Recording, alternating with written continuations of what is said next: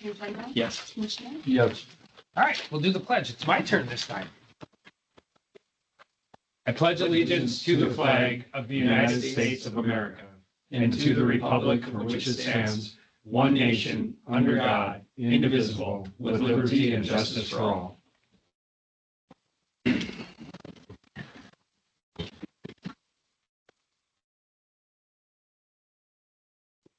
Right. North Dakota Mill and Elevator. Good morning, Governor and everybody. Good to be here. We're going to start with our second quarter financials and also the first half. We did have a strong profit in the second quarter of $5,634,000. That's an increase of 31.2% over last year's fourth quarter. Profits of $4,293,000. For the first half of fiscal year 2025, we had profits of $10,758,000, and that's versus profit of $9.8 million last year. That's an increase of 9.3%.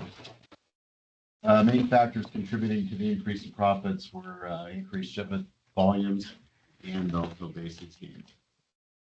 Fourth quarter sales were $124,891,000 compared to $130,874,000 last year. While sales for the first half were $242 million versus $258 million last year. And those lower sales figures are due to the continued lower average wheat prices that we've seen year versus year for the last 2 or 3 years here, as shipments did increase. Shipments for the second quarter increased by 8.4% at 4,845,000. That's compared to 4,468,000 hundredweights last year. Second quarter is normally our busiest quarter, and that is an all-time record for a quarter for the state mill.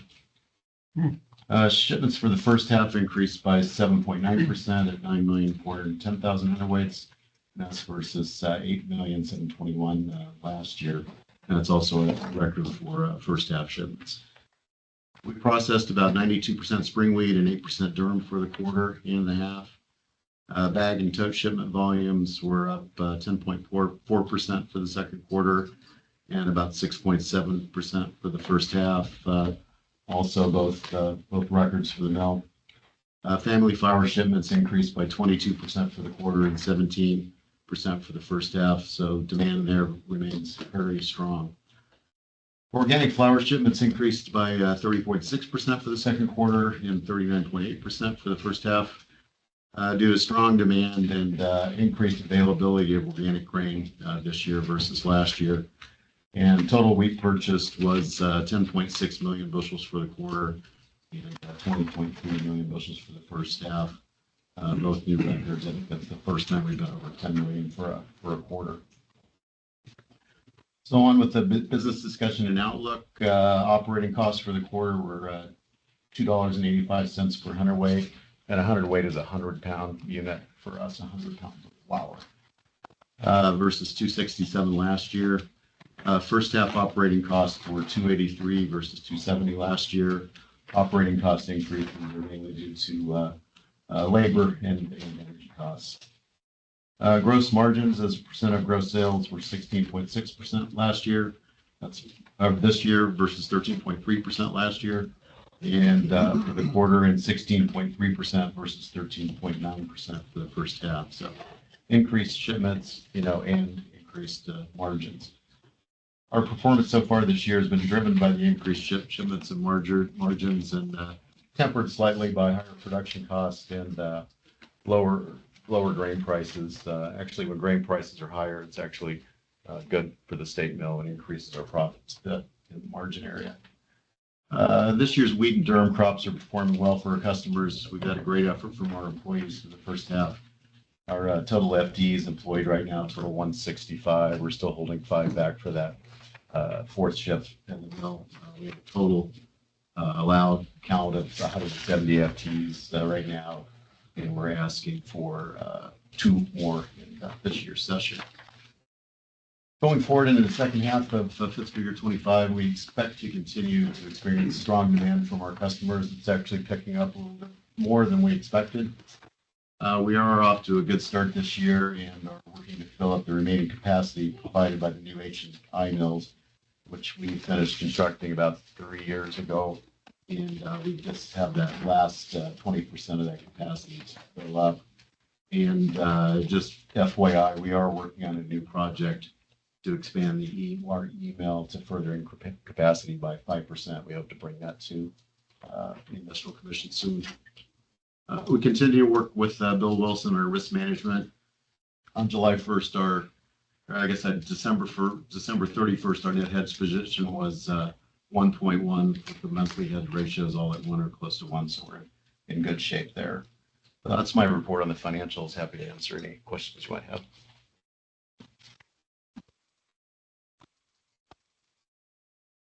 Okay, sounds good. So next on our agenda, we have a request for a capital project, which we submitted for your approval. We're calling it the Roll Chill Grinding, Corrugating, and Roll Journal Machining project, long name. It actually involves the purchase of a CNC roll grinding machine and a CNC roll corrugating machine. We presently have one machine that does both corrugating and grinding, and also some further equipment which will allow us to hold journals on the rolls. These are big 2,000-pound rolls that we use for writing the wheat used throughout the mill. They need recorrugating anywhere between 6 weeks and 2 years, depending on where they're at in the mill. Where do you do the corrugating now? We get most of our corrugating done in Minneapolis by a company called Bueller. So we have shipping costs back and forth, and they've kind of cornered the market on corrugating, and prices have increased, more than we want to bear. So we have a big enough mill and enough rolls so we can keep. We just hired a new very good machinist.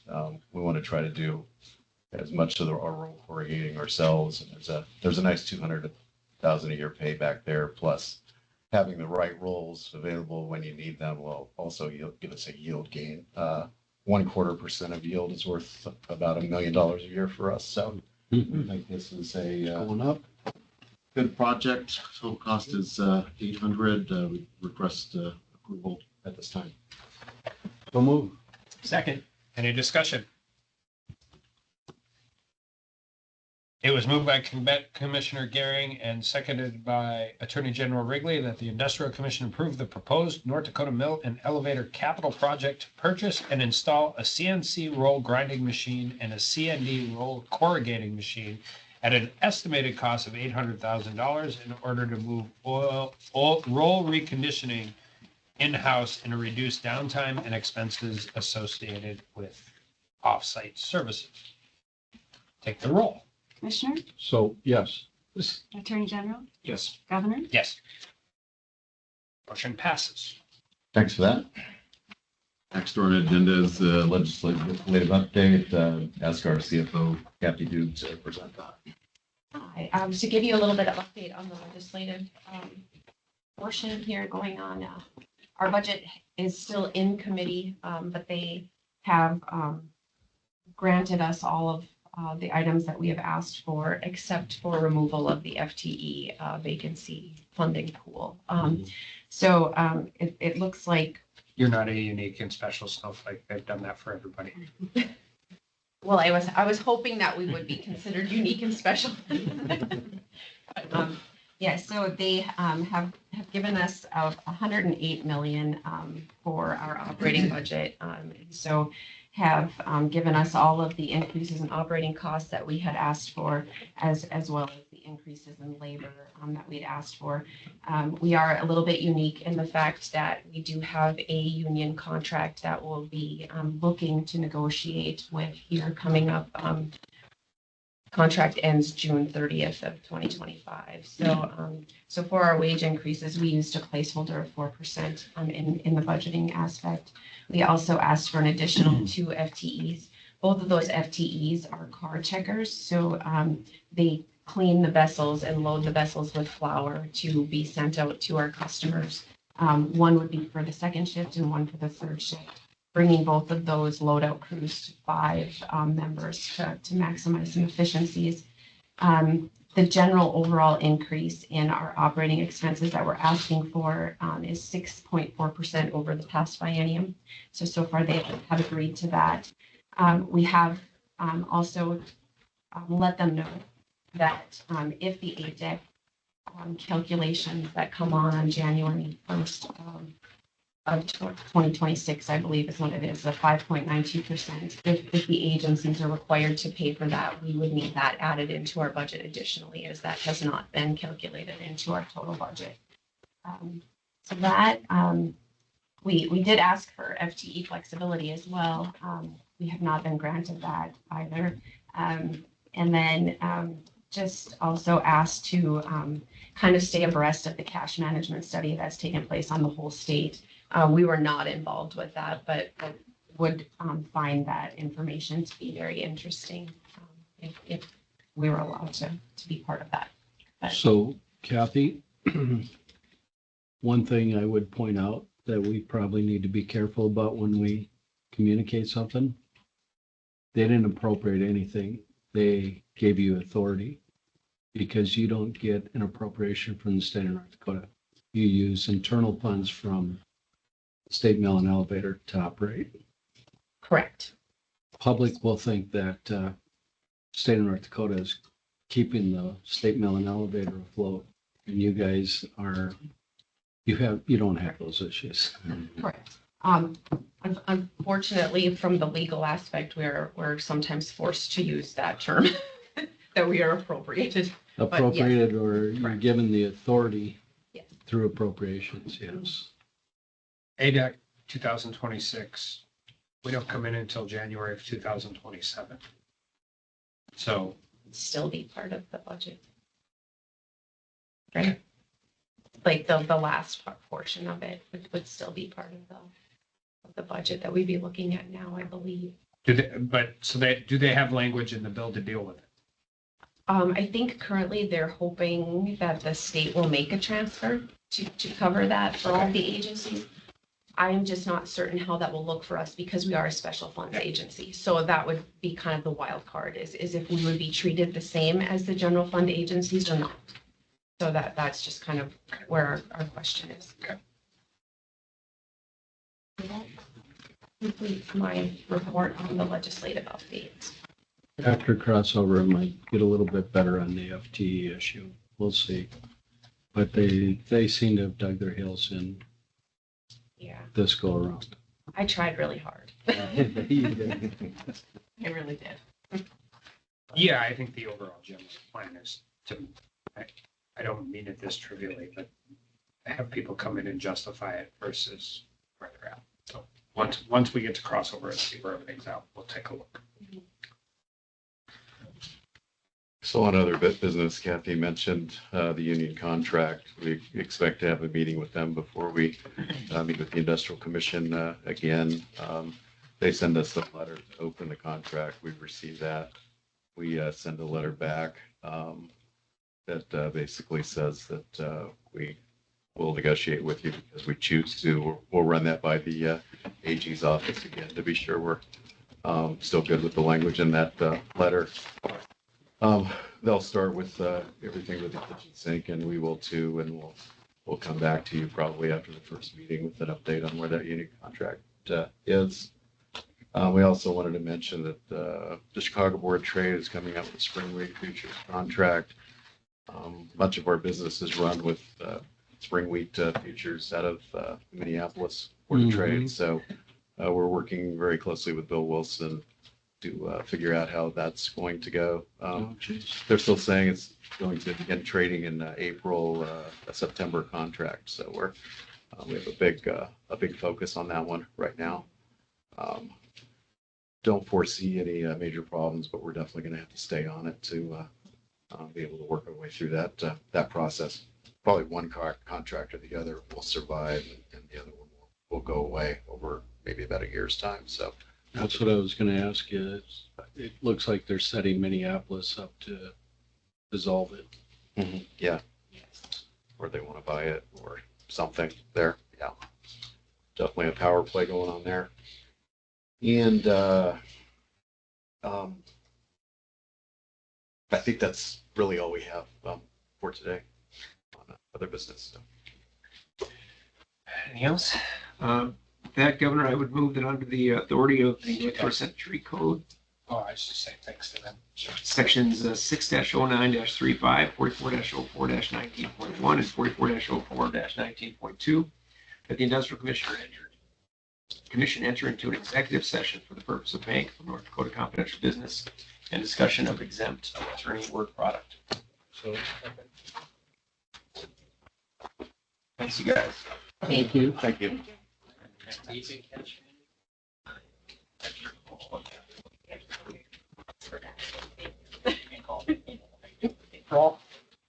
Attorney General? Yes. Commissioner? Yes. Duffin? Yes. Gentlemen.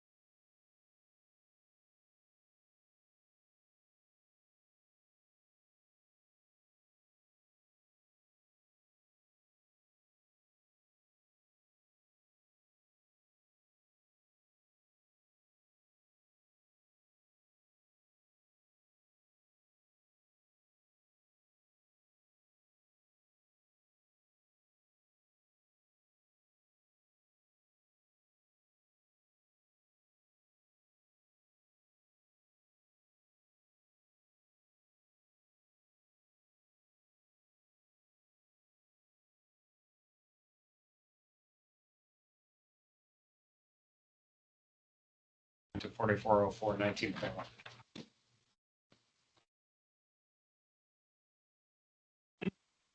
Bank of North Dakota coming back? Or are we just gonna deal with They're this? not in the hall, so Oh, I think they're probably still down. Hold on, 115.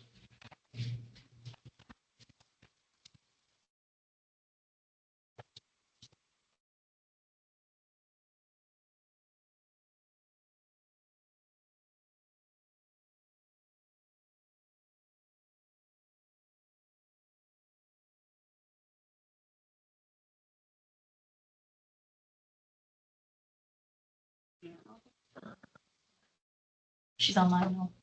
She's sitting in. To nobody's surprise or shock, Delta's having problems. Oh, today are you flying? so do we take on Deanna's business? Get that out of the way? She's here in person. She was just down in, I think, in Oh, the cafeteria She listening. does, oh, okay. Whoever shows up first. we should- Yeah, thanks on their way.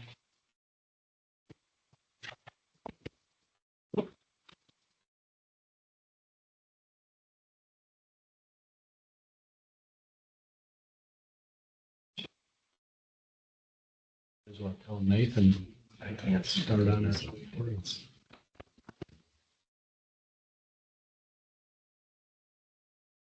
Ed today.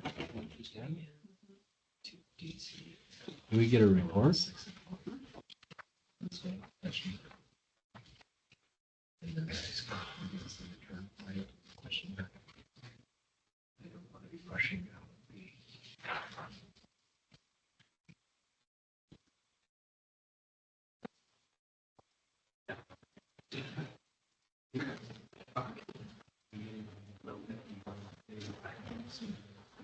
You went fast. Yeah, you did.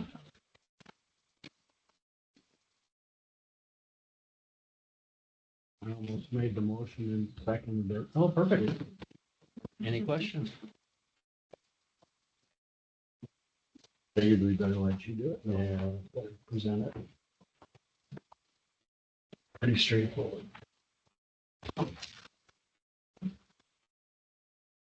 You ready for me? All right, the first thing we have is a request for approval to make our new EVP a bank officer.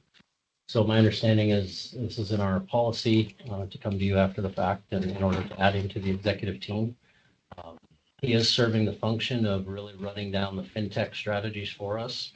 So learning the legislative process and helping out with the legislative team in Kilman's area. So he's been a very good add. He's brought a lot of expertise to the table. He's really fit into the culture well so far, and I would recommend approval. Is it Rick Gilla? Mhm. So moved. Second. Discussion. Roll call. Commissioner, Yes. Attorney General. Yes. Governor. Yes. Yeah.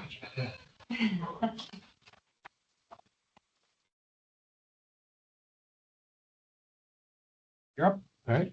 I'll take legislative update and Kelvin can fill in. So overall, going good from the bank standpoint. So our budget bill appears to be moving through the Senate appropriations pretty well. There's really, in our budget, we're not really asking for anything in terms of FTEs or additional spends or anything like that, kind of the normal stuff that we've been talking to you about. We did have 3 amendments, one around open records, one around amending the PACE program to kind of update it to handle larger projects. And then our 50,000 for employee training events. The first 2 open records and PACE are moving forward as we would expect. The 50,000 legislative council had some issue with potential language around that. And so I think the last comment I heard was we might be needing an attorney general's opinion on how we could change that language to allow the 50,000 spent for the employee training events. So, Okay. yeah. Like a formal opinion, you can't just talk with our lawyer who's on bank. Yeah, okay. Okay. So I've talked with Lori and she indicated that she didn't see any issue with it. And honestly, we didn't, legislative council was going to kind of be opposed until that moment. So we'll deal with it when we get to the House. Just kind of early heads up for anyone that needs Yeah. help on that. one. Yep. Let us know. More ahead, time better. Yeah.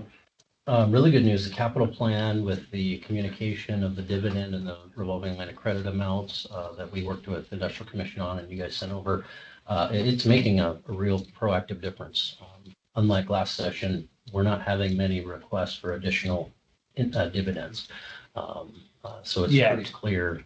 Well, it is early, we want to be naive, but so far it appears to be doing what we.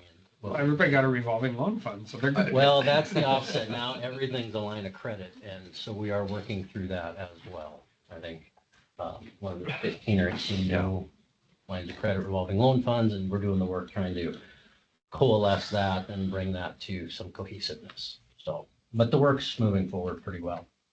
The cash management board continues to move forward. It just passed the House. And so we continue to move forward on that. With that, we're really bringing some of the cash management concepts already to conversations with the Department of Water, with Reese over there. So we've been working with Reese, Chris Cattermas, with Brent and ourselves and Senator Representative Swan. Representative Swantek. Sorry, I get the houses confused still. But there's good progress there. We've been able to bring some of the cash management concepts like whole estate, like construction management, real cash management. So anyway, a lot of good concepts there moving forward. I think if it works like we expect it to, it could be a good baseline to come to the cash management board and say, this is a good example in real life of how something like this should probably work. And it's really partnership and it's really conceptual based and getting everybody aligned around, here are the concepts we need to consider. And it's less about return and it's more about process, mindset and culture and mission and aligning all that up with financial toolkits. So Just for the other commissioners' situational awareness, the way it's written now, the governor gets an appointment on the board. I will be appointing myself, which means I will be asking for a friendly amendment to how we restructure who chairs the cash management. So right now, it's currently the treasurer. I'm the only person who is on this cash management board that actually deals with all of the entities. Okay. And not that I need more work to do, but I think that if we are going to continue down this road and potentially have legislative versus executive branch friction, which even the way it's written now could potentially happen. yes. I'm going to chair the board. I'm going to chair the committee. So I'd agree, better oversight. Well, SIB, Legacy, Industrial Commission, Land Board, you want to talk where the cash management is, there's only one person that's a common denominator in all of those. And I'd agree. so, Are you on the legacy board too? no, but we do it through SIB. Yeah. Okay. And I had last, I don't think that will be a fight. I don't know for sure it won't be one, but I don't think. the last industrial commission meeting, I had raised a concern with you guys, my concern around that very topic. And so hearing that gives me a much higher comfort level. We can move forward some positive things here, positive differences, and not go down some of the more scary rabbit holes that I was afraid we might go down. In terms of the overall fintech, all the different gold holding, crypto holding, and the legal tender and everything, it appears like a lot of those have gone quiet now or not moving forward. It's all gold and silver now. Yeah, there is one moving forward that definitely could affect the bank, and that is there's still this 1% of the general, more than 1% of the general funds held in bulk physical gold or silver. The treasurers to do a study over the next biennium and determine the best way to do that. I think there's quite a bit of thought out there that the bank could do that because we have vault in the basement, but there's not any consideration yet there's lots of logistics and security and insurance to consider. We don't know how many millions it would take each year to operate a gold handling facility to handle, but it would be in the millions. So we're just kind of watching and seeing on that. We're not sure what'll come of it, but we're just kind of watching. What's involved in gold handling? It costs $1 million. There's Well, you got to think of the input and out, the move in and the move out, and those facilities, the transport of it, the insurance security. Um, it ends up being greater than 1%, even if it's 500 million in gold and silver. That's 900 tons of silver, or it's 9 tons of gold. So there's a lot of weight. So there's a lot of logistics to consider in this. We've been trying to bring to the conversation gently that there are these logistics. And there's probably some third parties out there that have the handling facilities. You could contract with them, and maybe that's an opportunity to move down that path. We just don't know yet. We're part of the conversation. We've just been fairly neutral on it up to this point. So, okay. You look like you want to say something. Oh, I want to say a lot of things. Okay. I'm just not going to yet. Okay, all right. I did want to give you an update on just some more of the bank stuff that does kind of relate, but some of it's just strategic to us. We talked about ag disaster, so I won't re-hit on that. Last time we had repositioned securities portfolio, we did the 600 million reposition, moved a lot of 1.5 securities to 5% plus, took on some duration in a more likely than not down rate environment, so protecting that earnings stream. We just moved on another 300 million. And if you remember, our original break-even date for earn back on that was in June. We were able to do another 300 million. So on that total 900 million, it moved our break-even date to October, but it's still within this year where we can recoup that loss. And then we're just ahead of the game in terms of earnings going forward from there. And then more importantly, is locking in the duration in a down rate environment. So really, really good news there. And then in terms of fintech, kind of relates back to what Rick Dilloff is working on. It's been really good to have his expertise come in. We are working on a fintech white paper that we will be distributing and presenting throughout the legislature, probably to Industrial Commission in an upcoming meeting, really kind of setting the stage for how we're looking at all things fintech, defining it, looking at it, strategizing around it. And it involves everything. Fintech is the umbrella that really oversees everything from crypto and gold holding or digitizing the gold assets all the way over here to embedded banking and neobanking and those types of things. So really it's an information, we're looking to put out the information and the education, because our takeaway from a lot of the fintech bills was there's some understanding in some silos, but there's not yet a full understanding of they all relate to one another and need to be considered as part of a holistic picture. We feel as part of our mission to bring some of that education forward. So, and what about and all these cash management discussions that are going on all over and processes and what's going to be taking place? There was discussion about the impact that was going to have on the bank deposits and what is that? How are people hearing all of that? I mean, is it Selectively. Yeah. So it started with the big RBK idea of let's move all the 7 Right. billion in deposits, and then the bank goes and gets deposits elsewhere. It's really kind of moved off of that. However, what is carrying on is kind of these piecemeals. Like, let's take 1% and put it in gold. There were other bills, let's take 10% and put it over here. And so the idea is still there that, the deposits can be moved and it's a good thing. What we've been doing is kind of going around with a diagram that we're drawing kind of in the box, out of the box state concept to show that if you keep it within the box, the whole of state benefits for these reasons. If you move it out of state, you can do that, but it better be in that duration stratified investment structure, like the legacy fund or something. If you're just moving it out on the short end of the curve in a deposit in a custodial bank, the state actually loses. Seems like we're I don't want to say winning the day, but we're getting that point across in a way I think that more and more people are starting to understand it. So for me, the risk is not gone, that there will continue to be pressure to move our deposits elsewhere. Our plan is to continue to combat that with the education and through the cash management. Also, it's why I'm kind of looking at the fintech strategy. There are other reasons, but fintech is opening up a future opportunity for banks to move geographically in a larger way at a much less cost and pick up deposits. So we're looking at some out-of-state options there as well. So does that answer your question? Yeah, it does. To the governor's point, and I appreciate, Gov, your willingness to then serve in another capacity in that regard, because without that across all of those discussions without the continuity that you would get from you're doing what you're doing, both this SIB and you are adding work to your schedule with all of that. But I personally, I would appreciate knowing that the gov size are on all of those things. Yeah, in I'm real less time. worried about the rate of return in any particular government state agency than I am the rate of the return of the state of North Dakota Splash as a whole. Yeah. Yeah. I think that would actually be comforting to a lot of people. Good. Absolutely.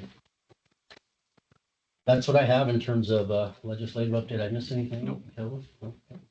If they do ask again, I had to go back and think about my chemistry class, but 1 gallon of gold weighs 248 pounds. Yeah, you're right. 1 Yep. cubic foot Yep. would be almost 1,200 pounds. I learned that Just a from cubic foot. I learned that from Gold Rush, my favorite show. So That's my favorite show. we might have to do some updating for the facilities if we're going to hold that much. Yeah, definitely. Yeah, at least ours is in the basement, so we are on foundation, but still just, simple things like our elevator can't stand the weight. So, how do you move it in and out? There's not a ramp. Do you have a forklift? There's things to consider. They seem kind of funny on the surface, but if you're going to handle that much bullion, you've got to do it right. Yeah. And so we also talked about getting Kelvin an AR and putting him on the roof with Yeah, the we ice think house. we'll have rotating shifts. The heater optional. Sorry. As we branch out Probably into all too the soon. financial technology things, who houses all that technology? Like, how do you have the capacity of the bank? Or is that just branching off of that? Or is there, every time we do something with technology in the AG's office, it is mind blowing to me what the costs are every time Yeah. we even it seems get some extra litigation software, whatever it is. That's got to be kind of. In terms of moving forward Yeah, with I the mean, fintech, do you have the absolutely. existing capacity or just branching off of that, or do you have to go get new stuff? It's a combination of existing with new partnerships. Yeah. It's becoming a partnership. The deal we negotiated, Starry, took us 3 years. They put together Fiserv, a major core provider, Starry, and integrated third-party program manager out of South Dakota, and the end fintech DoorDash. And then there was a consultant negotiator. So it was like a 6-party contractual negotiation going on. Now, at the end of the day, you make that business case where the earnings, it's a positive Sure. ROI, right? But to get there, it's very, very complex. Bet. And it first depends on what you want to accomplish, and that's the stage we're in. We're not yet ready to move forward anything. We're still determining what's the best set of strategies for the bank. And we would bring that to Industrial Commission before we move forward anything. So here's what we're thinking. Here's the path we'd like to go down.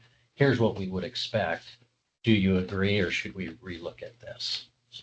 Interesting. Crypto knows we're the only bank state with our own state bank. Mhm. We come up a lot in conversations, Yes. a lot. Absolutely. Which they're right. We have that unique strategic strength as a state. And so I think it behooves us to look at, okay, are we using that to the fullest extent? Should we consider using that more? But we need to make sure and do it on our terms. Are there Just make sure whoever we hire can also run a forklift. Yes, exactly. Are there 2 or 3 legislators that are sort of driving some of these things? I mean, banks are driving this, but the gold and the crypto and all this, are there a couple more? Who are they? You have kind of Complement is in that group. Kind of the group you would expect. Yeah. A little bit over on the right. Olson. Olson. Okay. They're wanting some portion of the state held in Yeah. gold, Yeah. which can be done and maybe isn't the worst of ideas. It's just you need to give it full consideration on if we're going to do it internally. Yeah. How, when, where. Let's be real about the cost. Is it catching on down there? Other people like. Passed it out of the house. I was gonna It's say, catching on a little bit. Yeah. We thought it was done and then it came back and came through the house. I didn't know that. I hadn't heard that it passed. Yesterday or the day before. Okay. So yeah, so it was. And there's another piece there that, I got asked, why have we not in the securities portfolio of the bank held gold so far or crypto? And my answer is because it's not an earning asset. It doesn't earn a yield. It doesn't earn income. We got to keep those earning assets high to generate our profit. It is, it's not a bad investment, but to recognize any income from it, you have to sell the asset. And Yeah, typically exactly. we stay away from that. So. Well, I bought some silver coins, the ones that the mock-up of the buffalo head nickel with the Sioux head on the one side of buffalo. And I bought it some years back at $15 and it's now 30 some. So if you guys want me to invest that stuff, but I can't seem to get myself. I got like $200 worth of it. I can't get myself to sell it. We can store it in the vault for you. I like the coins. Well, that was my next question. Thanks, Calvin. I'm gonna bring it over this It's afternoon. We might have to put it in your drawer. It's crypto's, it is interesting. I saw Warren Buffett, just a little snippet on him a few weeks ago, and he was talking about he wouldn't what he values it at, which isn't very high. And his point being, its only value is someone else will give you more for it than you paid. And he goes through it in the way that Warren Buffett does things, and it does make you pause and realize its only inherent value. It is the idea that someone will pay you more for it, not that it's producing something. It's a non-productive asset. And the idea that at some point, somewhere said there's going to be a finite amount of this, Right. a finite amount, Right. and you're banking on the fact that he meant what he said. Even though we can't find him. Right. He's lost. I did meet with one of the executives of Fiserv, our core provider, and I asked him that exact question, and he said, "Well, Don, you're right, except for now with the ETFs opening up, it's allowed the big money to get in it, which brings a level of credibility to it. No, so it's hard to wrap your brain around, but it is coming. It's moving forward. There's a finite number of a lot of things. I have a finite number of Jeeps. I just can't get it out of the shop. So I'm driving a rental vehicle with no auto start. Does anybody feel bad for me? You should. And it's going down in value every day because I'm going to drive it in the river when I get it back. Yeah. Depreciating asset. Yeah. But anyway, well, intriguing. And I didn't know that it passed the House. I hadn't heard that on the gold thing. Interesting. Yeah. Yes, it's very interesting. No, thank you. Thanks, Hey, that's what we have. Thank you. Thank you.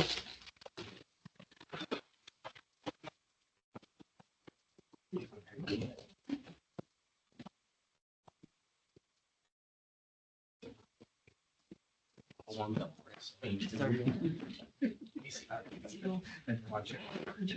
Is that? With Elon Musk. You met him before?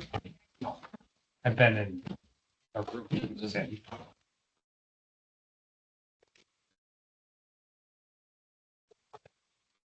Hello. Yeah. Hi.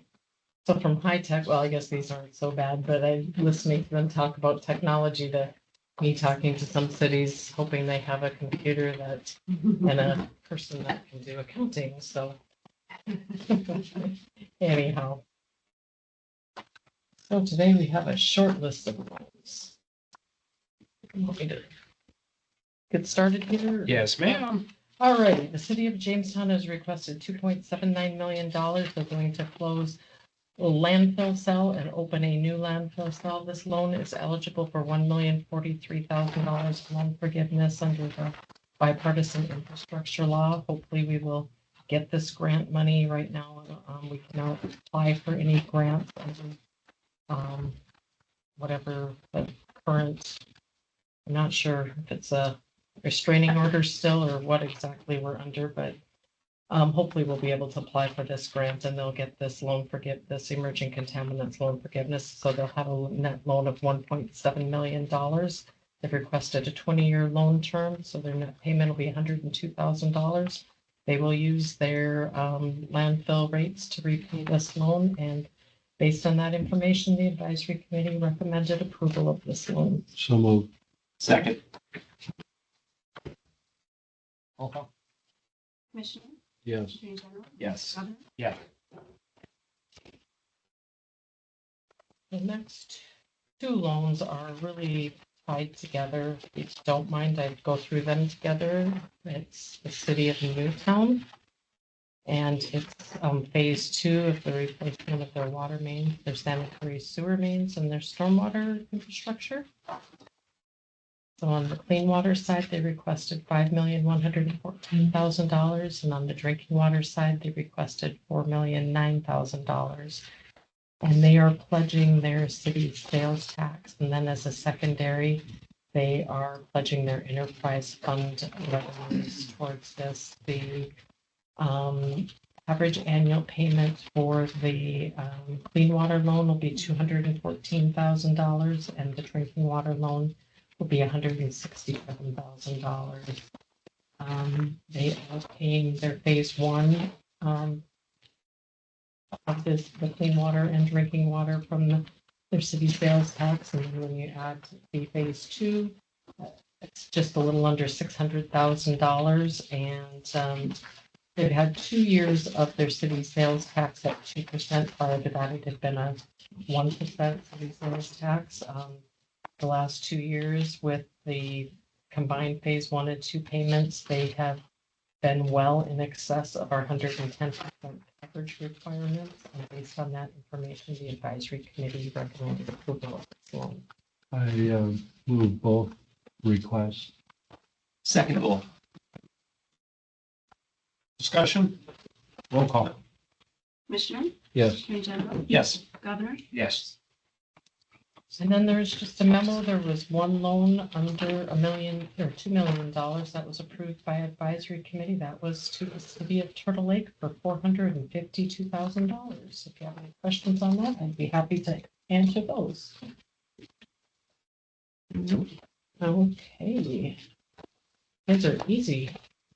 Oh, Turtle Lake. Pardon me? I was at Turtle Lake. I was there for a campaign event and I was walking in a parade and I couldn't wait for all the turtles I was going to see. I saw 0 turtles. I left Turtle Lake. I didn't see a single turtle other than that little statue of a turtle they have at the edge of town. You could talk to them about that. But they have a statue. Yeah, turtle races down the lake, but I had to. Turns out, I've been to Mountain, North Dakota, no No mountains. mountains. Names these places. I don't know. Yeah, people that write this. Jamestown is the Buffalo City, and we do have a buffalo. Yes, so you're exactly. welcome. Truth in advertising, I like it. Yes. So legislative update, thanks to Jordan and Claire for saving me on this. I forgot to print it, but our appropriations bill, thankfully I haven't even had to testify on that. They're so far, they're kind of under the radar on that. Our water service protection agreement, House Bill 1537. I did just discover before I came in, the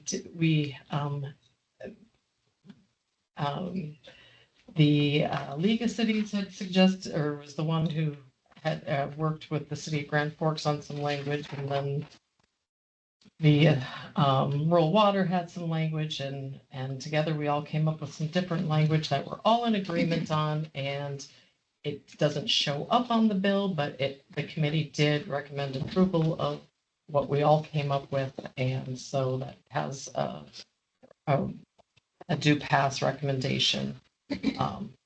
So, but I didn't get that into the memo, so my apologies on that. And then House Bill 1577, which would be $50 million for a wastewater infrastructure grant program, that did get a due pass from the Energy and Natural Resources Committee, and today it was at House of Pros. And I was there for that and seemed to have favorable comments from everybody. So we'll see where that goes. And then What's that like, having legislation that everybody's super fired up about? I wouldn't say super fired up about, but it was. Well, it's a catch-22 because it's $50 million, so everybody loves it before crossover. Yeah. After crossover, Yeah.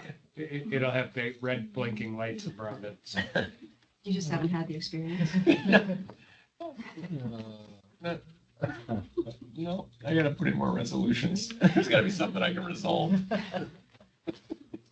Well, it was nice that it wasn't hated Yeah. appropriations. No. That was Yeah. the nice Who part. can hate And- you? And water has lots of grants, like 64% grants compared to about 14%. But when I bring loans to you, Yeah. I will, the last 2 years, that's the disparity of what we're seeing here is the water projects have a lot more grant funding than the sanitary sewer and stormwater projects, and they're costly. Yeah. They're just as costly and need to be done as well, so. And then just monitoring the Adjutant General's budget, there's the Storm Act, there's some state match in there for basically a revolving fund that Department of Emergency Services has asked us to financially administer. Should, while they have been awarded the federal money and they just need some additional match. And that passed the House yesterday, and then just monitoring some legacy fund earnings bills, just to ensure that nothing happens to the language that for the legacy fund sinking in interest that pays the legacy bonds payments. So far, nothing too exciting, but I don't know when it can turn into something. Yep. So, thank you so Thank much. you. Good stuff. Thanks.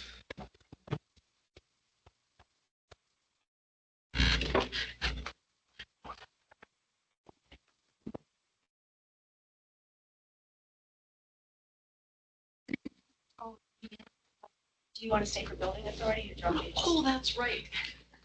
The agenda posted up. It's pretty straight.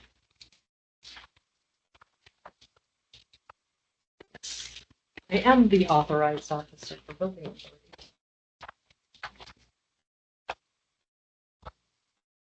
So this is behind tab 14. Sure. So building authority is the agency everybody wants to be a part of, so it has no employees and issues bonds for generally for projects that do not have a revenue source. So right now it has 2 bond issues outstanding, and the Public Finance Authority does the accounting and takes care of the audit and the continuing disclosure, and typically has 3 authorized officers, generally the head of the OMB, head of Industrial Commission, and Public Finance. And so since Susan has left, we have a resolution to authorize Joe Morissette to be an authorized officer again. And he said he was looking very much forward to having this fulfill his life. Well, with that encouragement, I so move. Second. Roll call. Commissioner, Yes. Attorney General, Yes. Governor. Sure. I will tell him how enthusiastic the governor was at him fulfilling that role. It was moved by Commissioner Gearing and seconded by Attorney General Wrigley that the Industrial Commission name Joe Morissette, Director of the OMB Management and Budget, as authorized officer of the North Dakota Building Authority and rename, did we do that yet? Do we have to rename you? It's all part of the Oh. same. All right, and rename Deanne Ahmet, Executive Director of the Building Finance Authority, and Karen Tyler, Executive Director of the Industrial Commission, as authorized officers of the North Dakota Building Authority. Congratulations, everyone. Thank you. Our lives are Well, complete. if nothing else, you tell Joe how excited that Drew and I were. Maybe I'll go get him a box of candy or something and deliver it to him. And we forgot to restructure his pay package. Staying roughly the same. Well, we have to take the blame on everything. Second. I'll see if Ed's out here. Okay. Thanks, Dan. Thank you. Well, Ed's could move right in here. Crypto to Michael Che. And it's hilarious. That I wish I understood it. My son Patrick and I were watching it for a while, a couple of years ago, and we were going to buy. He can just buy slivers of it, so we're going to buy a certain amount. It was around.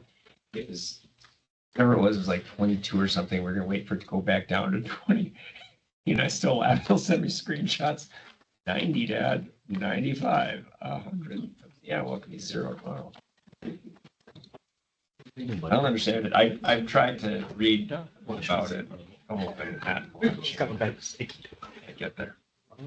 That's fun to get around. Yeah. Actually, how's it? Actually, I know. Oh, Do you want me to show the slides anyway? You still want us to do marijuana too. I never got yelled at more in my life than by Eric Hardemeyer when I said, the other day, country banking legalized marijuana. Oh, because of the, We're the only bank that can do Good. 3,000. We're the only- How you been? It's been a while. yeah, they probably should have done it. Very well. Missing you at legislative I think they would council. tell you I in had some questions. 2025. Yeah. Probably Too late. taking it. Can you imagine? The roof would have blown up. Yeah. Yeah. She's on vacation, so either I can come or you. What do you do? Yeah, it's not great, right? Thank you. So you're approving 10 years, but 10 years from now, you're. You got it. This- Well, I don't think anybody thought marijuana was going to change that fast. No, I sure didn't. Yeah. I didn't see it coming. Good afternoon. Hi, Nathan. How you guys doing? Good. Good. Yeah. Let's talk surveys. All right. Jump right in. Yep. If you want to turn to the graph on page 1, during the fourth quarter, we had 3 different oil companies in the core library. We're happy about that. We also had our own geologists, scientists from ERC, as well as grad students from University of Saskatchewan and UND. And all told, they looked at a little over 16,000 feet of core. We photographed about 3,700 feet of core, generated 4,300 standard photographs. And then also 10,000, a little over 10,000 feet of core, we photographed with a box of tripod, generating 540 photographs for the subscription site. So all told, workers pulled over 30,000 feet of core from the shelves, and which is quite a bit for that quarter. And then on bottom page 1, handheld X-ray fluorescence analyzer. This was purchased in 2022 with funds from the Wilson Basin Petroleum Conference to be used in the core library, but we've been using a lot out in our projects in Western North Dakota. But here, Steve Chittick's looking at, one of the things we're doing is looking at critical minerals in Precambrian rocks in the Red River Valley. So that sits for approximately 2 minutes, and it will give you up to 41 elements, concentrations in parts per million. Page 2, oil potential, the middle 3 forks. We had 2 reports that came out in reports investigation 135 and 136 in the end of December. Originally, we did the study. We're looking at the middle 3 forks, or the second bench of the 3 forks, to see if it was just producing oil quicker in an area where you already had middle Bakken and upper 3 Forks wells, or if it was actually adding resource. And first, they looked at Twin Valley Field over on thank you, we're on page 2, sorry, forgot to mention that.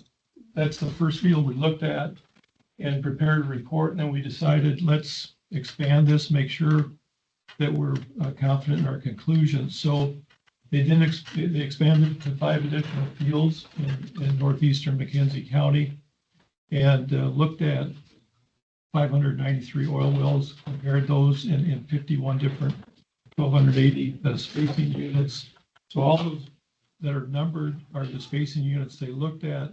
Those that are green, there are 17 of them. They saw that the 3 forks in those spacing units added to the resource. The 2 that are in yellow, they felt that it looked like they had no impact.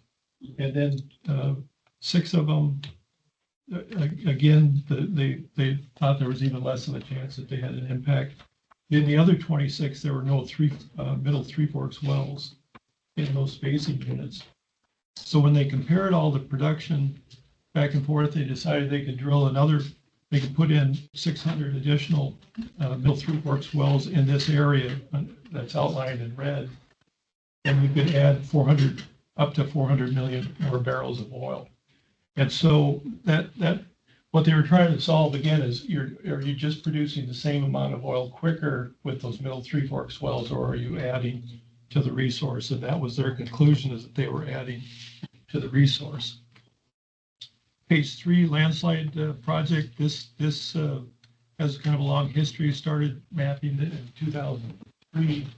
but it was very slow going. I was the only one really mapping these landslides. I got to 200 maps. I thought this point I've really done a lot. I looked, I still had 1,200 more to go, and said we better bring some more people in on this. And so in 2018, we pulled 3 geologists in and put them on. A significant part of their work were on these, and we finished this first round in 2022.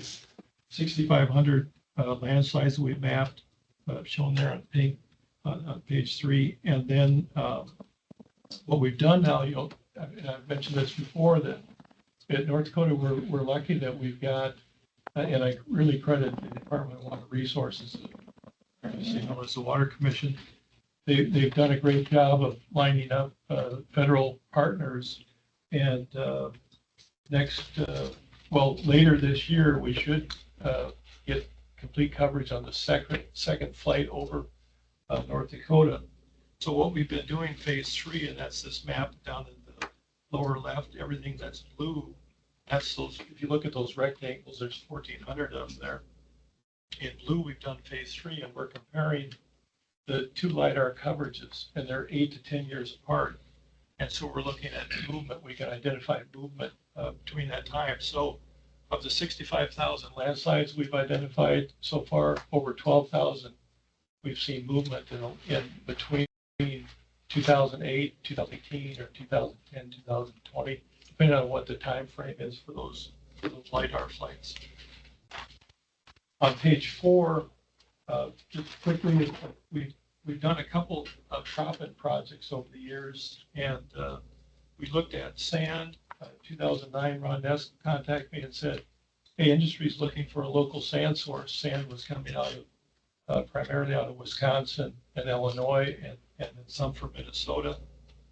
And I'm aware of those artificial sands. We've got some of those same units in North Dakota at depth, but I said, those are really beautiful, nice quartz, rounded quartz sandstones. But I said, we'll take a look. And those are that's that map on page 4. In brown, the area that was not glaciated or just thin glaciated, the sandstones there, we sampled at 45 different localities. Again, we approached what the specs for industry, but we weren't able to match them. So that was 2002, 2009 to 2011, 2018. Ron Ness called me again and said, now industry's looking for a finer grain sand. And so we went out into the glaciated area and primarily at the windblown deposits, and took another 75 locations on those black dots, took 87 sand samples. And Fred Anderson down in the lower right there, a photograph of him in the Denby Sand Hills back in 2019 collecting samples. But he wrote up 28 reports, put together maps, and from that work, we've had 5 different sand pits open up and provide proppant to 5 Shreveport Falls, North Dakota. The first up in Denby in the upper right, which operated for only 2.5 to 3 years, and that's now closed down. But as it closed down, as these ones in the Hazel sand dunes, those 4 sites were opening up. And just recently, they've permitted a site up at Hofland Flats, just east of Williston. Are they typically covered by substantial soil deposits over that, or are they exposed typically? And I'm curious just about the reclamation mandates. Are there reclamation mandates for this kind of mining? These are covered by the sand and gravel, which is regulated by the counties. And if not the counties, then by the townships. About half the counties. This is a little old now. This is 5 or 6 years ago. We went through and looked at these. Half the counties regulated. If they didn't, then it fell on the township. But these are kind of semi-stabilized sand dunes, and you can see them. Okay. You can see the form. So in some cases, there's some good soil on it. In others, there's very little soil. And in fact, you'll get what we call blowouts, where the wind gets to it. There's so little soil that it just blows the sand. And the dunes will actually migrate in down dip from the direction of the wind. Then, So no reclamation requirements pertaining to this, other than what a county would put in for what you, yeah? correct, yeah, and what we, because we've had a lot of, over the years, especially, and not just sand and gravel, but also scoria or clinker, we've had people contact and say, what should we do? And we say, well, the state's not involved in this, but you want to be sure to get what you want for reclamation, get it into contract. Yeah. And then Yeah, the other good. thing you've got to watch is that most of these contracts with these companies, they pay you the minute it goes off site. So in some cases, these piles will sit for years and years on site and you don't get any money. And so, which makes sense from the standpoint of the aggregate company, but the landowner's not happy about that. But it's contractually, say, if they're thinking about it on the front end, they could. Roughly So- 10 to 25% of the profit used in the Bakken comes from North Dakota source profit. 10 to 25, you said? Yeah, I looked there. I did some checking with the field the other day, and those are the numbers that we were coming up with. It's got to be a lot cheaper. Yeah, transport costs. Transport, Yeah, yeah. I think quality concerns are the main Oh, it's challenge that they have. So Interesting. you have a repository of all these sites. So if someone were to let you know, at least you could stick it in there.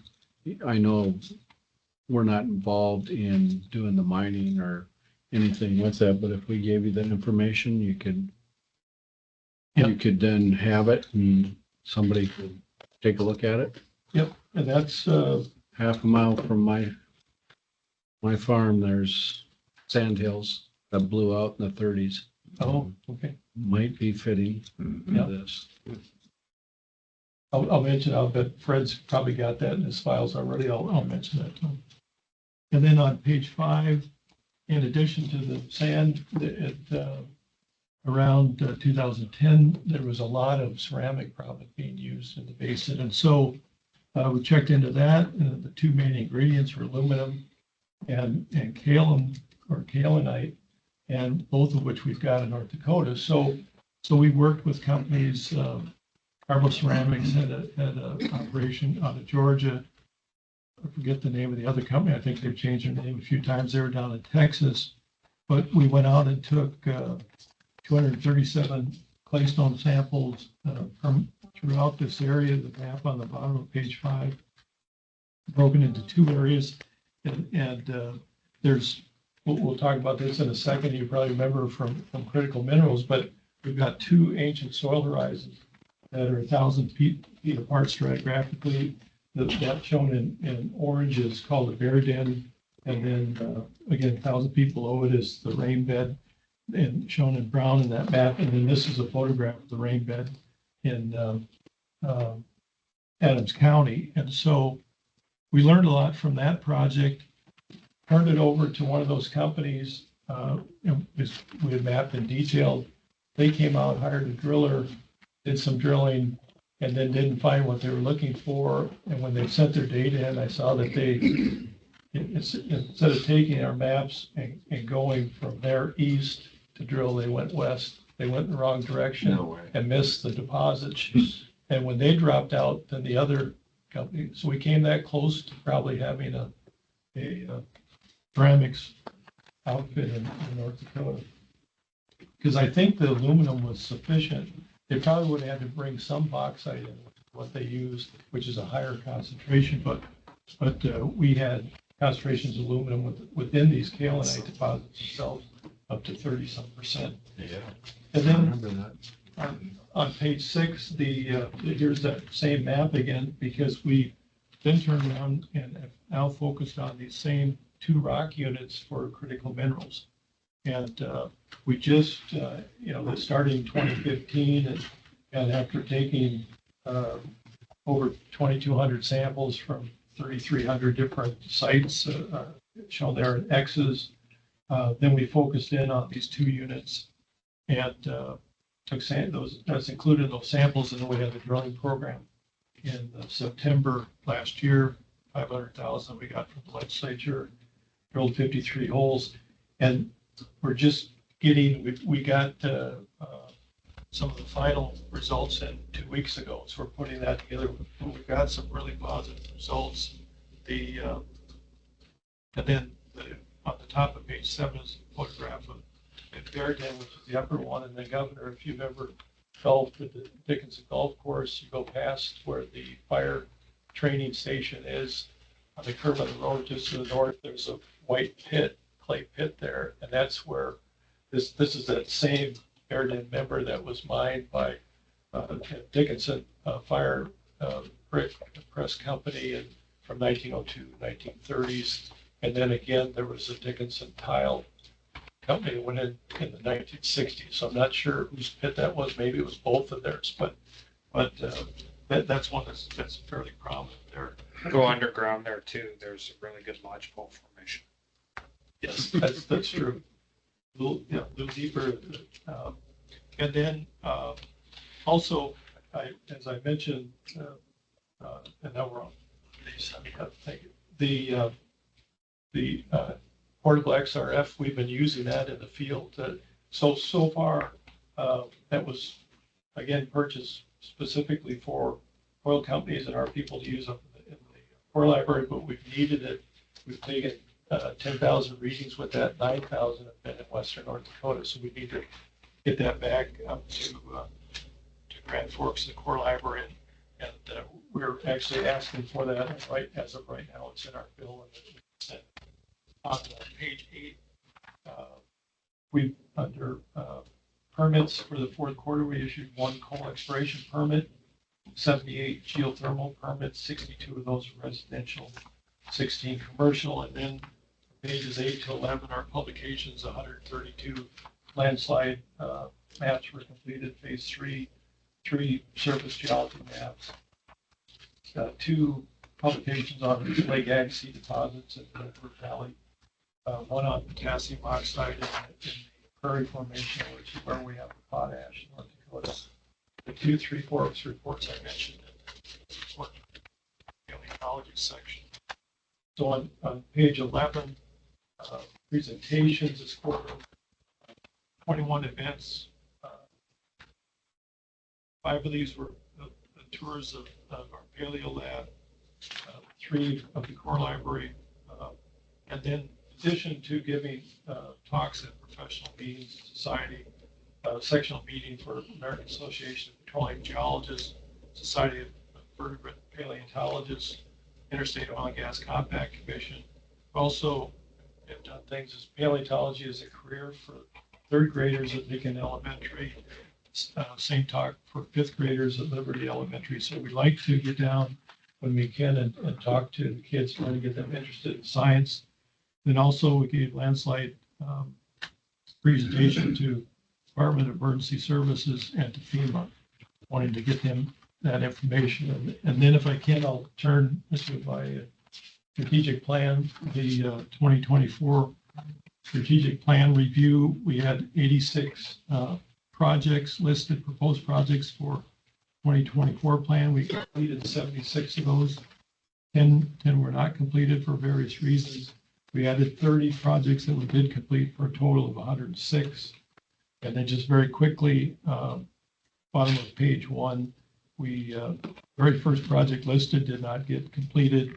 The Madison production on subminerals with Botno and Renville County. We're going back and we'll complete that this year. And then bottom of page 2, we were going to put out 2 critical mineral reports. We put out 8 reports in 10 years on critical minerals. We were just so busy getting ready for that drilling project that we pushed those aside. We'll do 2 or 3 this year.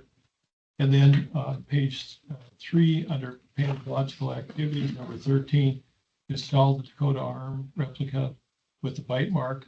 And that's completed, but we're waiting for the State Historical Society to get that in. And again, that's the hadrosaur that came out from Slope County, where you can see where the skin's preserved. You can see where a crocodile pulled the skin back past the elbow to get to the meat, and the teeth marks are in the skin from the crocodile, and the skin is preserved, rolled back. So it's amazing. But we tried 2 different things in Dakota display at the Heritage Center.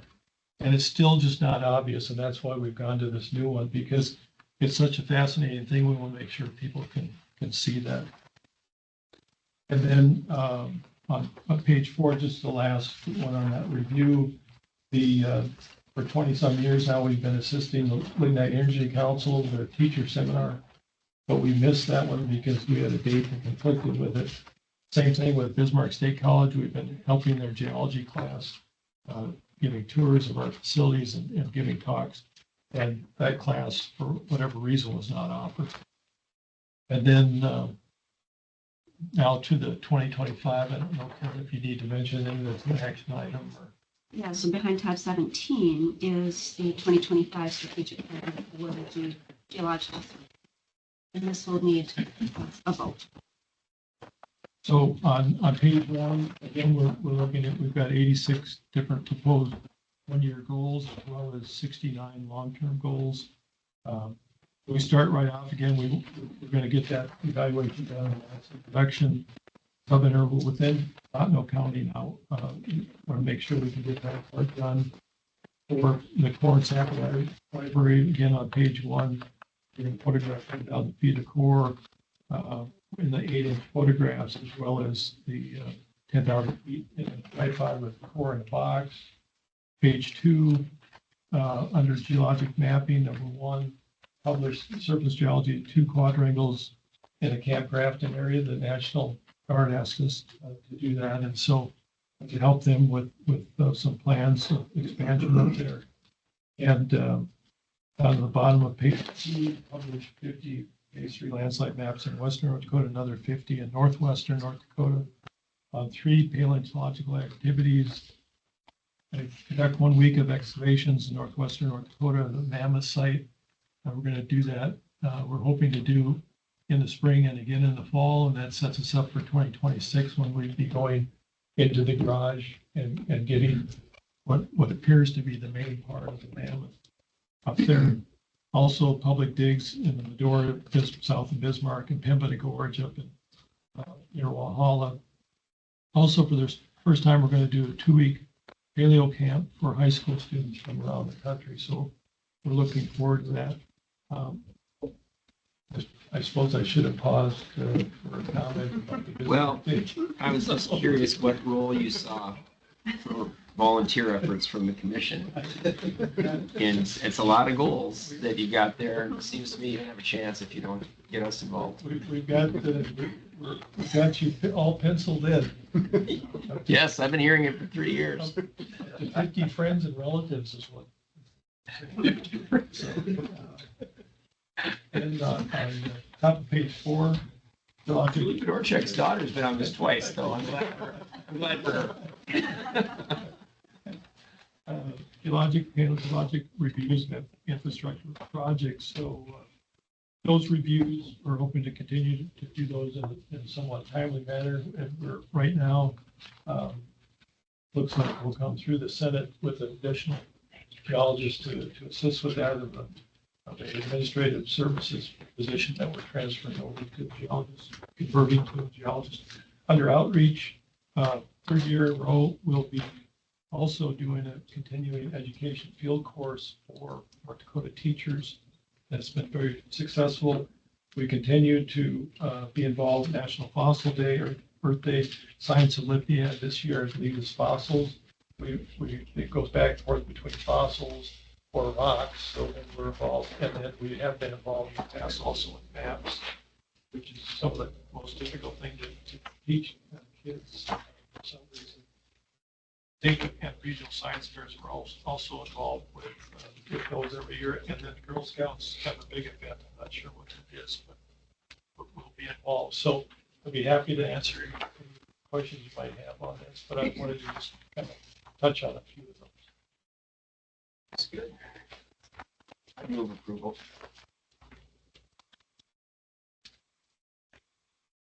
Is there a motion? Okay, some second.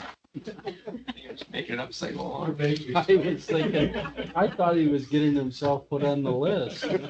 Okay, second. It was moved by the Attorney General and seconded by the Commissioner of Agriculture that the Industrial Commission shall approve the Department of Mineral Resources Geologic Survey 2025 Strategic Plan. Roll call. Commissioner, Yes, Attorney General. Yes. Governor. Yes. I was on the wrong document. Okay. That is a robust list to do. Yeah. That's great. Can I ask you a question? You, Nathan? All right. To address, you said you got some sand permitted east of Williston? We didn't, that was the county, Williamson County permitted that. And to address Drew's question, if that's for Energy Sand Solutions, there's 400 acres of sand under the irrigation pivots already.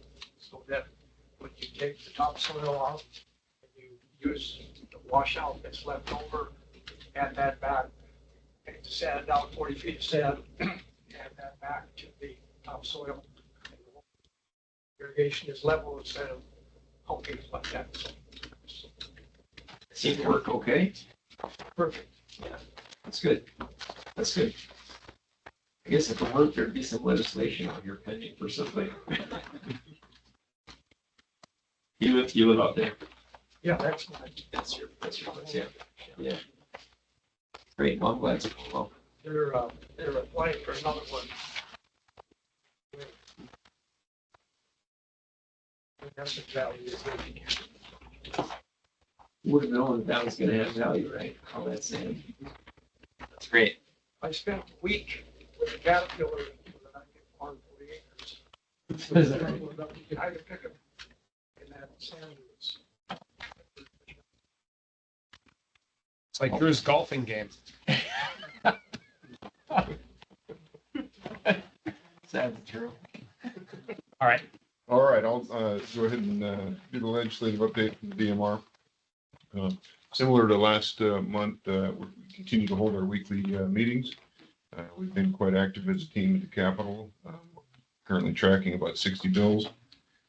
On the attached spreadsheet, there's 23 of what we consider high priority bills. We've cleaned it up a little bit and hopefully a little bit easier for you all to follow. We provided testimony on 7 of those bills. And, on the front page, I'll go through it on the spreadsheet, but on the front page, I've summarized kind of the major points there. If you flip to the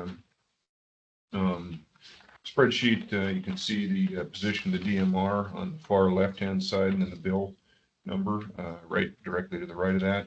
Those in orange have failed on one of the 2 floors, and those in green have passed on the floor. So you can kind of see the DMR's position along with where they sit currently. I'll go through just a few. On the first page, there's 4 CO2 bills. Those have all failed on the House floor. We're following all of those very, very closely. SB 2014 is the DMR budget. That currently is going to the full Senate committee on Friday. We're generally pleased with where that's landing, with the exception of some inflation restoration. We're going to continue to work on that. On the middle page, I think there's the second bill down, 1434, is sunset, and sunset of the administrative rules, and that failed on the House floor. Next one down is a CO2 bill. 2 down from that, Senate Bill 2313 is the reclamation bill that was in that had several amendments. And ultimately was, I'm sorry, that one's pending the Senate floor vote right now. So it made it through committee with a do not pass recommendation. But that still has yet to go through the Senate floor. And then below that, there's 3 CO2 related bills. 2 of those have failed on the Senate floor as well. On the last page, these are all bills that we're neutral on. Focus your attention on 1459. That's the critical minerals bill. Been through several amendments with this, but passed the House floor. Right below that, 1483 is the oil extraction tax rate reduction for oil produced outside of the Bakken Three Forks, with a limited number of Bakken barrels.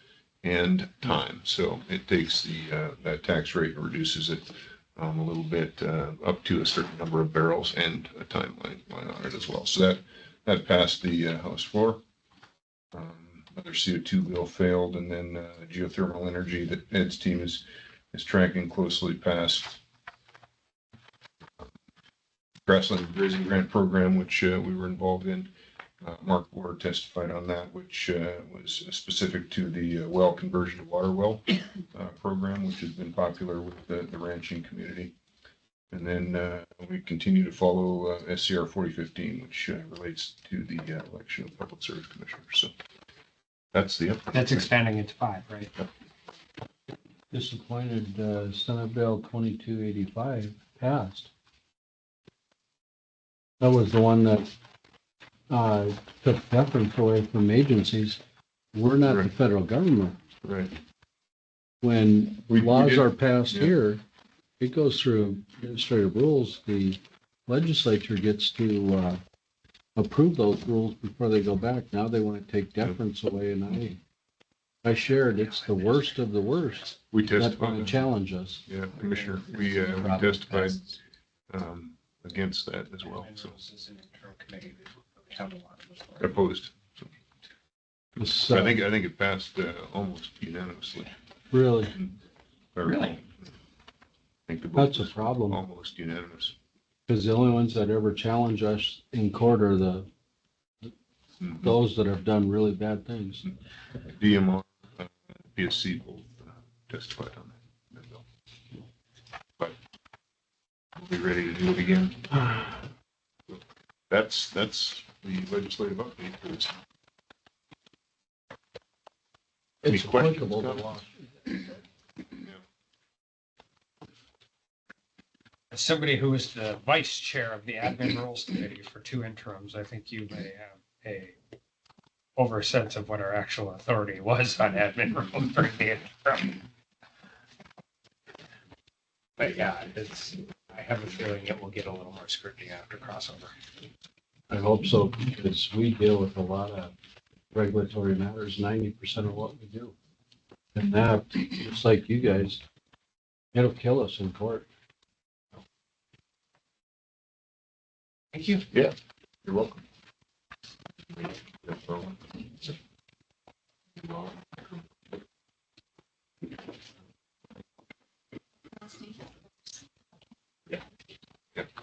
Phil's on his way, so we'll maybe get to that. Perfect, yep. Good. Good morning, Governor and Commissioners. Well, I didn't know that you said that it was late before I was back. As promised, here we are. So Karen asked this, I need to hurry it up, so I'll do that. I'm already ahead of schedule. Well, I don't want to slow you down. So one of the things here is talk about grid resilience of the electric grid in North Dakota. I hit it. Next one, it's required by the legislature that they voted in 2022 that this report would be done annually and that would be presented to you and the legislative council. So this 72-page report, I'll just go through some of the highlights. They identified, I worked with EERC on this report, and maybe I should say we have identified 7 different threats to the grid in North Dakota, and extreme weather events. Of course, we can't do much about the weather, but we can prepare for it. And our utilities have been building shorter spans, beefier poles, to use an ag term, and beefier hardware, and then undergrounding road crossings.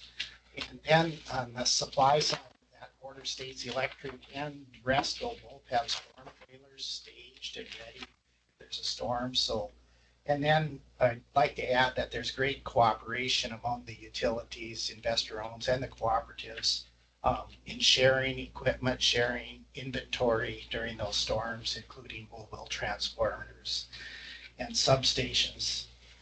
The supply chain interruptions is a tough deal. That's competition for materials.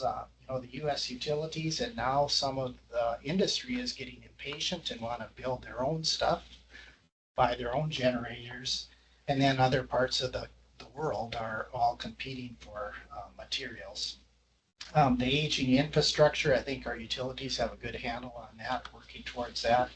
And the physical and cyber attacks, that regulation is overseen by NERC, the North American Electric Reliability Corporation, and our local chapter of that is the Midwest Reliability Organization in St. Paul. We have several North Dakotans on that board, Darcy Nigam from MDU, Joanne Thompson from Otter Tail, Lloyd Linke from WAPA, and Priti Patel from GRE, and then the North Dakota Transmission Authority has an adjunct membership, so we watch that. But the two that we got to check that are the highest priority or the highest risk and identified by NERC and FERC and MRO is public policy and changing resource mix. So I add that they're at the top, but things are looking good with the administrative change, all of the work that you've done as a commission. We see that not only are the RTOs now speaking out, they weren't, a few years ago. The utilities are speaking out, our legislature, the Industrial Commission, MISO, SPP. So I think we have the momentum to, undo the other momentum and keep our baseload facilities on board. So next slide. Just talking about in the report, it talks about the planners, and this is one of the things. I was in Jamestown yesterday at the Stutsman County hearing on the setback ordinance, and I think there's a general misunderstanding or lack of understanding of how the grid is developed, but it's really SPP and MISO that do the planning for the grid.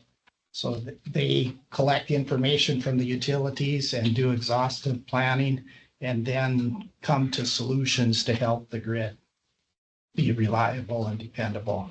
Next slide there is just something that we look at to see what the fuel mix is of the various RTOs. You can see MISO has a little more of the dispatchable gas, coal, and nuclear. SPP has a greater percentage of non-dispatchable wind. Next slide. And really what those planners do is look at 5 areas. They look at reliability, they look at the congestion of the line and economic relief, and how many generator interconnections there are going to be, and transmission service requests or new load requests. So you can see that that's a dynamic thing. It's a complex planning, and things are changing all the time. And public policy changing and administration changes can make a huge difference and swing. So it really makes it difficult for the utilities. The next slide there is capacity trends. And this is what we've been looking at over the last few years. The concern is that the dotted line is 2022 and the solid lines are 2023. But the blue is 2023 installed capacity. And then the red is the accredited capacity. So even though we're adding lots of capacity, so much of it's been dispatchable, so it can't be accredited, and it really may not be there when you most need it. Then this is a different perspective just from SPP, and you've seen this slide before, that the coal production has decreased significantly in SPP's world, while wind has increased. Next slide is just the generation by state in SPP. So if you look at North Dakota, that doesn't have the MISO portion of it. This is just a graph that I thought was interesting to see the various capacity by state. And then we looked at the next slides are just the fuel mix for the various utilities that are operated in North Dakota. You can see Otter Tail and MDU are pretty similar on their pie graphs. XL there on the right, has nuclear and natural gas but they, between the solar and wind, have a greater amount of non-dispatchable fuel mix. And then the next slide is the cooperatives and Basin Electric, and there's quite a difference there too. Minn Kota Power is got a great percentage of coal, but they also have a greater percentage of wind. So the challenges really are the unprecedented growth. Transmission planning is complex, so they put their system or their models all together, and then somebody changes or policy changes and screws it all up, and you got to start all over again. And then I mentioned this a little bit earlier. These generation and transmission and pipelines and roads, they're long-term investments. So policy swings every 4 years is just not good for these kinds of investments. And then the next item is landowner fatigue. And like I mentioned, I was in Jamestown yesterday at the hearing and gave a little testimony to the Stutsman County Commission about their proposed amendment to have setbacks of 2,600 feet for 115 kV transmission or greater, and also gas pipelines. And even though North Dakota is a rural area, if you try to get 2,600 foot setbacks, it's just really not possible. So in the end, they have rejected that amendment to the zoning because there's a Century Code in that prohibit or that allows the state to supersede local regular ordinances for pipelines. And then Bill HB 1258 addresses the same thing for electric transmission lines. So that's a little creates a little tension about that topic, local control versus state control. You said landowner fatigue. Where's the fatigue? The fatigue. The fatigue is out west. Yeah, I think there's some fatigue. They feel like it's fatigue in the east, some of those in the east too, in the Lemoore and Stutsman County. So maybe fatigue's not the right word, Commissioner, but They might be irritated by it. irritated, It's not- yeah. They go out west, that's fatigue. Sure. So then next slide just talks about FERC's forecasted peak. So this is a federal forecast. And today, United States has about 40% of the global data processing load, and that's about 25 gigawatts.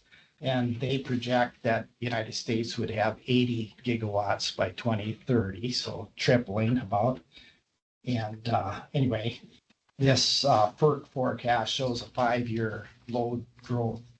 The growth is up fivefold to 128 gigawatts, so large amounts of growth. Next slide just shows where FERC predicts this will be. I was in Florida last month and drove through northern Indiana and Ohio and down through Virginia, and I saw a lot of these. So there's a lot of growth in that area, but they project 6 gigawatts of growth in SPP and 9 in MISO. So all of this stress on the grid has led to elevated concern, elevated risk, seasonal risk in our region. And we've been there over the last couple of years. And what it means is that there's potential for insufficient operating reserves in above normal conditions. So this includes our area. So Claire, it shows 43 gigawatts just in Texas alone. Texas couldn't even heat their own homes in a very tenuous situation. How are they going to do this? They're getting quite aggressive, and they're very interested in nuclear development. They want to be the first there, building 765 kV transmission and of course gas. So they're, just from what I read, they're aggressive. So can we go to the next one? Yes, we can just skip over it. is more of the same. So the recommendations from this grid resiliency report is to strengthen resource adequacy, and you're helping with that. Retaining existing coal fleet, build more dispatchable generation, and at the state level, the messages are getting sent at the federal level now. As a couple of weeks ago, Senator Hovan introduced the Grid Power Act, to accelerate dispatchable development. And so I think the momentum is in the right direction, but it takes time none of these things are built overnight. So.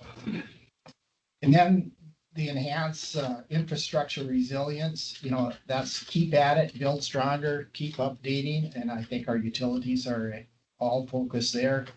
The centralization of supply chain management, I think their collaboration between utilities across the state and across the region really helps address that concern, mitigate some of that concern. And then the utilities are very engaged. They have continuous improvement processes, and they're keeping ahead. Although you never are ahead very long, the crooks get better, so they have to keep investing more to protect the system from cyber risks. And then establishing the continuous resilience assessment. And I think software, data, systems, and processes and measurements are all improvement, seen lots of improvement from the utilities perspective. So that's that. Any questions about the resilience report? Interesting. Thank you. I'm just going to highlight a few things then, switching to the DOE grants, and really don't have too much to say about this except wanting to make sure that you gentlemen had records of what has been requested by utilities in North Dakota. You can see it's a pretty good number. The grants that come through the Industrial Commission and Transmission Authority. Yeah. So the red ones were granted in the first round, FY22 and 23. And then the black ones are FY24. And there's been a hold up. I mean, we should have been working on FY25 already, but they have to sort things out in Washington. So, and then we did have one change. McKinsey Electric's $2.8 million grant. They have decided to forgo that because of the disruption, and they just got to get her done. So they're going to move ahead without it. And in the scheme of their budget, it's probably not that large of a number. So they just felt like they can move faster, and they're concerned about grid reliability. So get the work done. So in the future days after we've worked this out with DOE, come back to the commission here to decide how you want to handle that. There's one light that shines over Ridley Brothers Farm out there, and it's Burke Divide. So you just don't have that light go out. Okay, sure. That's how we clean our pheasants and our deer. We get back over there. We need that light. I mean, we pay for it, but Right, okay. we didn't hook up to someone else's line. Sure. So Thanks. I guess as far as legislation, most interested in HB 1258 and how it relates to transmission development. Not so subtle shift in your report between administrations. I mean, it really is remarkable the last couple of years, the number of times that you've been talking about things that they weren't just potential, but they were foreseeable, and the shortages that were being anticipated as baseload was going offline and anticipated to go offline, and then national having a partnership with our federal government. Right. It makes all the difference. And in the world. Phil's list. What's that? Yeah, Phil's list on the agenda next. Yeah, well, we get asked about that, about the litigation expenses, and often when we're being criticized about it, there is a mention of what are the cases, and I always we like to talk. We're proud of that list. Those are all soundly aligned with North Dakota's interests, economic, legislative that come through, et cetera. And it's been a big part of things in the last years. And to the governor's point, has made the point too that doesn't drop off when you switch the administration, because the the frontal assault comes against these policies from another direction. So anyway. Do you want to talk about the letter now, Karen? Sure, or- yeah. Yeah. So if you turn to tab 19, what we have is a proposed statement of support that will go in the form of an op-ed. This is in draft form, and the purpose of the statement is for the Industrial Commission to provide its support for the development of transmission infrastructure in North Dakota. This particular draft has been reviewed by Mike Nowatzki, but if approved by the commission, this would then also make the rounds with all the communications directors and then be published next week. So I'll move the statement of support for planned electrical transmission infrastructure projects in the state. So move. Second, with thanks to the drafters and people who put the effort into that. Done. Pretty good. We'll, it'll make its rounds all and we'll be able to tweak it. It was moved by Commissioner Goring and seconded by Attorney General Wrigley that the Industrial Commission author a statement of support for planned electrical transmission infrastructure projects in the state, and after review by the commission member communication directors, directs the administrative office to distribute this for media publication. Roll call. Commissioner? Yes. Attorney General? Yes. Governor? Yes. Thank you for your continued strong support. Thank you. Thank you. Thanks for everything.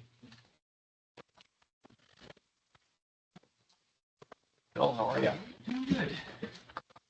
All right, gentlemen, a couple material updates since last month. For the Pore Space Northwest Landowners case, the plaintiffs had filed their briefs with the state Supreme Court, so we are working on our response brief that'll be filed in early March. For the challenges to the federal rules, all of them on this list are now either in abeyance or pending abeyance as the new administration reconsiders the federal government's position. The only exception is the last one, the NEPA Phase 2 rule. A couple weeks ago, the District of North Dakota struck down that rule, vacated it nationwide in a pretty strong order. So that was us and 20 other states getting rid of that rule for the entire country. The next one is the DAPL intervention. We are currently briefing a motion to dismiss, arguing they failed to state a legally actionable claim, and we'll be filing our reply brief in support of that next week. The BLM Resource Management Plan, this was finalized in the last week of the prior administration. We've been putting together our legal challenge to it, and I anticipate we'll be ready to file that lawsuit fairly soon. And then the only other one that I'll bother to bring up right now is the New York Climate Superfund law. The state of New York recently in December passed a law empowering the state to levy a fee or a fine against anyone it assesses to have contributed to climate change damages in the state of New York going back to the year 2000. 22 states, including us, think that violates numerous statutes as well as the Constitution. So we've already filed a lawsuit in the Northern District of New York. Good. And those are all the updates, unless the commission has any questions. Anybody thought of just turning the power off to New York? Like, just wondering. Yeah, at that point, the public would rule. I think I might have mentioned this earlier. So we put in a letter to the administrator, the new administrator, and about sue and settle. And they did respond back very quickly. And I think the Attorney General's office, your office, has been notified they want to be on a call, and then we'll talk about it in the future. They're very interested and excited about addressing some of the concerns we have. So we'll be able to address quite a few things in there. Not so much with the NEPA phase 2, because that's new, but for the two above that with BLM, can we, if I don't agree, can we just keep them titled Burgum v. Burgum? Well, we could. That'd be part of the awkwardness, maybe. We gotta sue that guy. All right, and That's a good film. When's the devil gonna start here? the one for the tort lawsuit Yeah. damages, well, that has been, trial is finished back in the summer. So we're just waiting on a Yeah. decision. Which one is Gion doing here? Eon? Yeah, oh, the Greenpeace one. Oh, that trial starts next week. Yeah. Yeah. I wonder when we'll wonder all day when we're gonna get the decision on the DAPL trial. Mhm. So what's the one with the Gion? That's a Greenpeace? private party lawsuits. Energy Transfer is suing Greenpeace. Oh, okay. All right, gentlemen. Material's been very good. Just be court watchers. Make sure the Yep. court does court stuff right. If I have seen that. I might go down and court watch the court watchers. The briefing material's been very good, and you've gathered in from a lot of sources every time and get other people's eyes on it. I think that's been a big part of the strength of those going forward. Appreciate that, Phil. I know it takes extra, but it's been good. Yeah.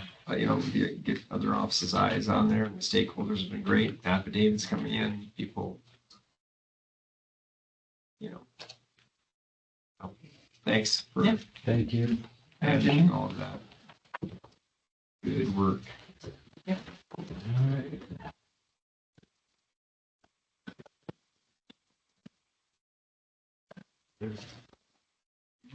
Oh, just two items left. We've got consideration of the January 28th, 2025 industrial commission minutes. So moved. Provided to you earlier. Second.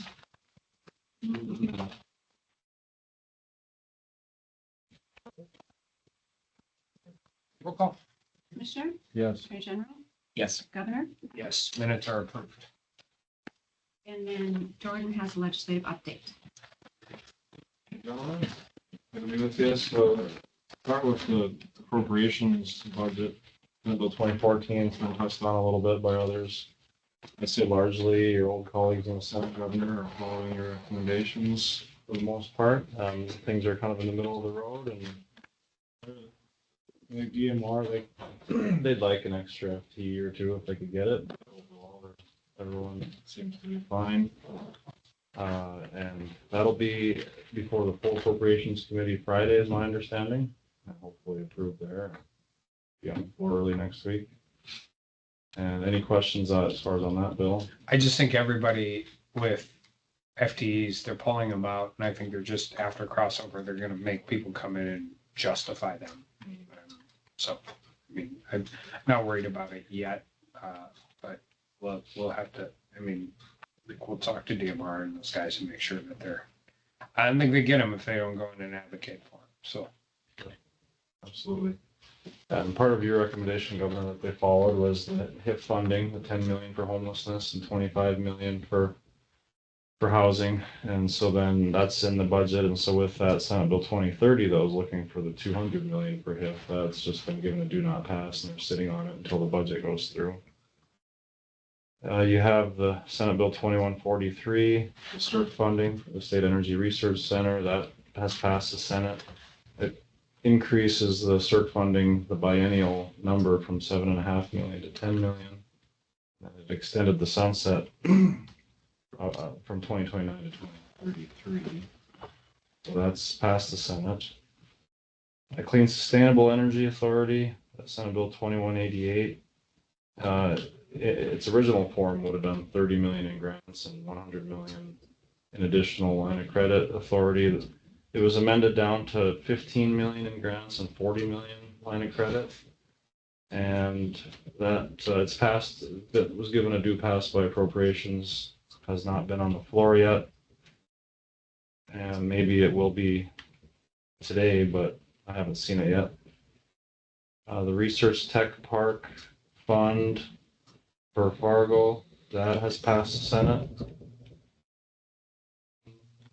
And then unfortunately, I'll say Commissioner for you, since you spoke in favor of it, the Life Science Research Council failed on the floor of the Senate yesterday, 21-24. That would have been the $12 million for that. So then the Biosciences Fund, that I guess there will be talk on the second half how to handle that now, to keep that in existence, or what the road is there. But got taken out of my budget. I told them to take it out. yeah. So that was a surprise, I would say, but we'll see if legislators want to keep it alive. The natural gas supply grant program, that would seek $5 million for the small towns, 10,000 population and fewer. That's still in House of Probes. And I'll mention too, that reclamation bill that Nathan Anderson mentioned, Senate Bill 2313, that failed in the Senate today. When he had given his update, it was just today that it failed in the Senate, so he didn't know the status of it there. So Is that where everybody had to go on site and have a meeting? Yeah, so that one failed. As far as other industrial commission items, so the Outdoor Heritage Fund Board, the bill has passed the House that would change the voting from members appointed to members present. As far as majority of members present would pass their approval, and also it adds Department of Water Resources to the non-voting board. I think the DMR mentioned the critical minerals bill. Things got settled out there, and then the Lignite Research Council for House Bill 1592, putting that in the Century Code. A lot of what is now done by executive order. I guess we're going to take it out of your hands, Governor, and put it in the Century Code. And They're the only ones not in there, right? yeah, that was the unique one, doing it by executive order, the oldest one. And then there were some other tweaks or other things that they did, but that's passed the House. And so that's a high level view. That's the bulk of it. If you have any further questions on anything, Stay tuned.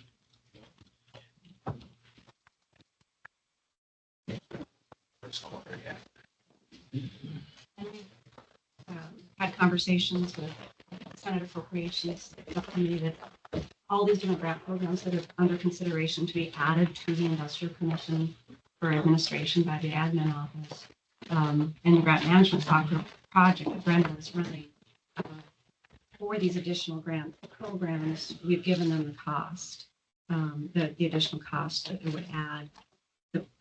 We would need appropriated to help build that out. FTEs? No additional FTEs, but for this particular grant management software, there would be an additional cost as each additional program gets bolted on. And then there would be an additional ongoing cost that we would need to see appropriated as well. So we're keeping them informed on those numbers as these grant programs are considered. And that wraps it for the admin office. Next meeting is March 25th at 1 o'clock. Anything? Thank you. No, sir, thank Safe you. travels. We're gonna go watch Greenpeace trial.